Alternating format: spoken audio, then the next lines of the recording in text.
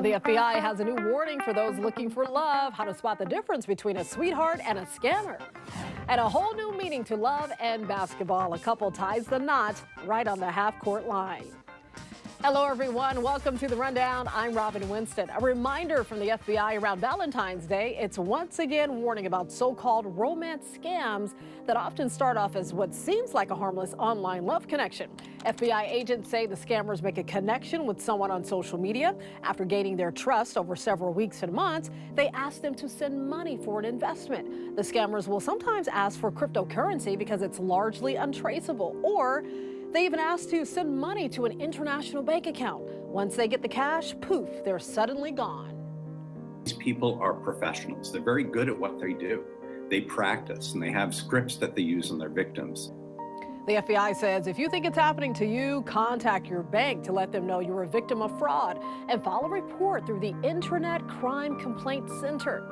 Straight from the Super Bowl to the happiest place on earth, Kansas City Chiefs quarterback Patrick Mahomes celebrated his team's win at Disneyland. The perfect place, right? There was a parade down Main Street in his honor, and Chiefs fans made sure they were there to celebrate. Mahomes was a Super Bowl MVP and the most valuable player in the league this season.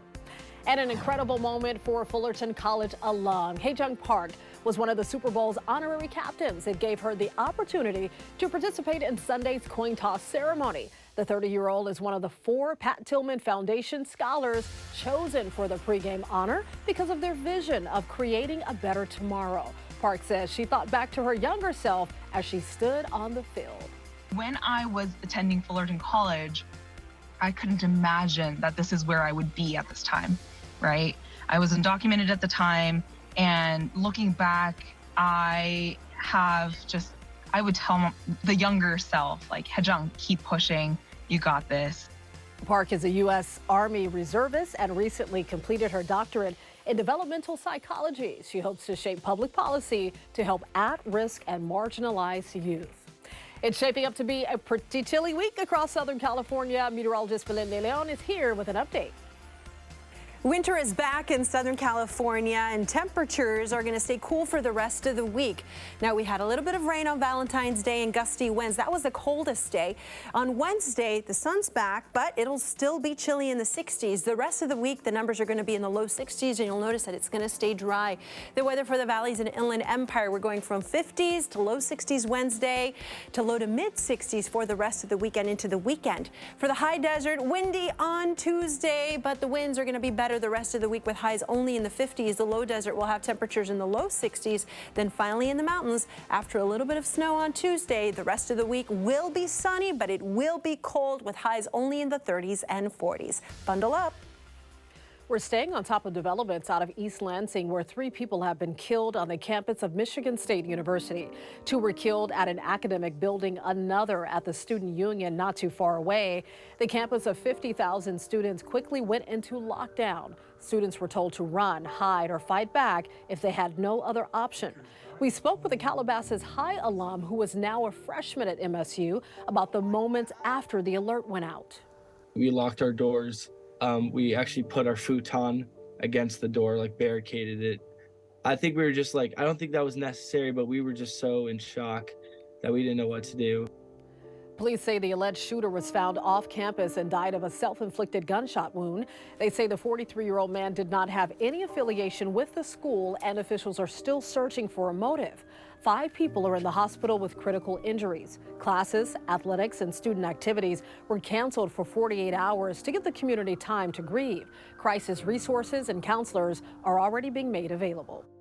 The LAPD now has a composite sketch of the attacker who tried to sexually assault a woman at Will Rogers State Beach in Pacific Palisades. Police released this sketch. The attack happened on February 4th at around 6:30 in the evening. Police say the man was holding a box cutter during the attack, but the woman was able to get away. We're now hearing from the store clerk who came face to face with a man armed with a knife. It was a split-second decision that may have saved her life. Surveillance video from Amaya's Mini Mart in the Westlake District shows a customer last Thursday. He pulled out a large kitchen knife and pointed it at the cashier's waist. She grabbed the knife handle and somehow managed to wrestle the knife away from the attacker, and you can see what happened next.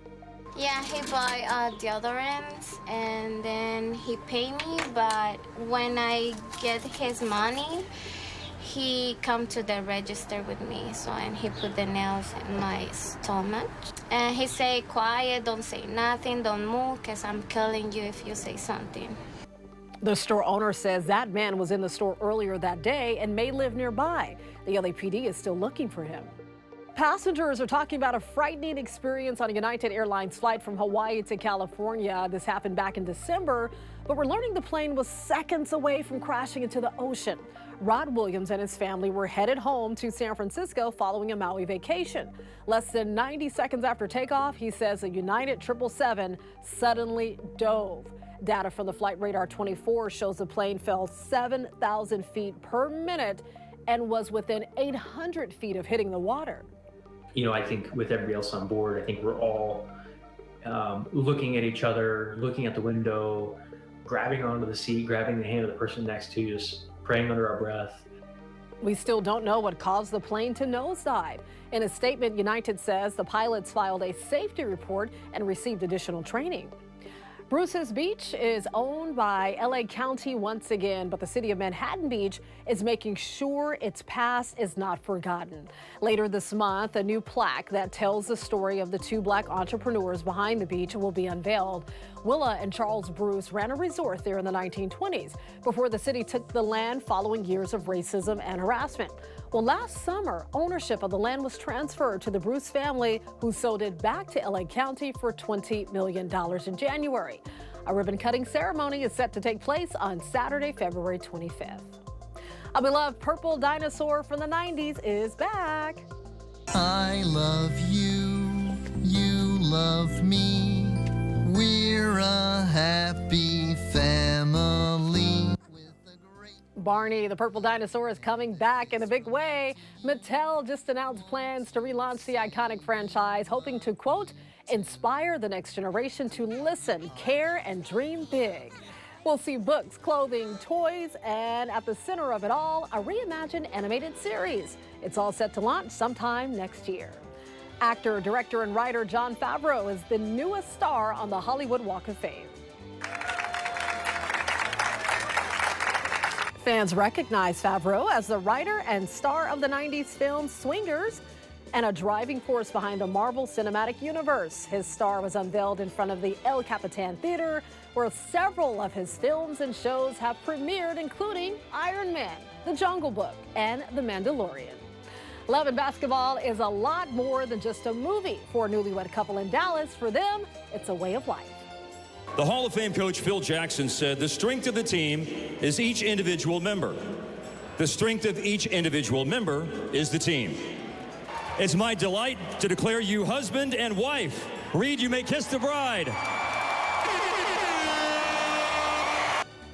How beautiful. That's Reed Malone and Ellen Pyatt getting married at center court during halftime on Monday night's Mavericks-Timberwolves game. Reed proposed to Ellen at a game back in 2021, and it was the Mavericks' idea to hold the wedding right there in front of 20,000 of their fellow fans. It was officiated by the Mavericks play-by-play announcer, and according to the team, it's the first ever marriage during a game in NBA history. And it looked absolutely beautiful. How romantic. You can always get news and weather updates on the NBCLA app and our website, NBCLA.com. And be sure to tune into Today in LA on NBC4 weekdays, 4 to 7 a.m. I'll be helping you get around with the traffic reports throughout the morning. I'll see you next time on The Rundown.